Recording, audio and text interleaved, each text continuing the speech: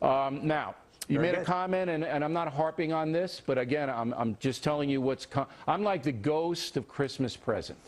I'm telling you what's happening now. You said, quote, I don't want to make black people's lives better by giving them somebody else's money when you were talking about welfare. And the point you were trying to make, because I want to be fair to you tonight, is that, look, we got to get away from this entitlement society. We got to get people back to work and give them an incentive rather than giving them a reason not to work.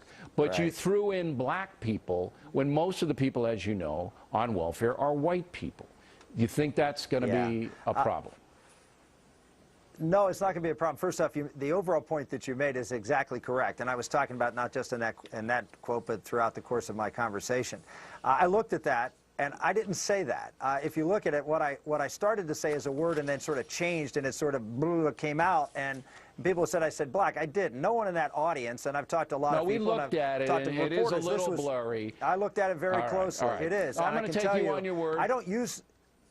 First off, I don't use the term black very often. I use the term African American more than I use black, and I can tell you, as someone who did more work for historically black colleges, I used to every year I used to bring all the historically black colleges into Washington D.C. to try to help them, because they get very little federal money through the bureaucracy, and so I helped to try to introduce them to people in the Department of Education so they could have more resources. We have 2 historically black colleges in Pennsylvania, which I've given commencement addresses at because of the work that I've done in those areas. I don't think you're a bigot.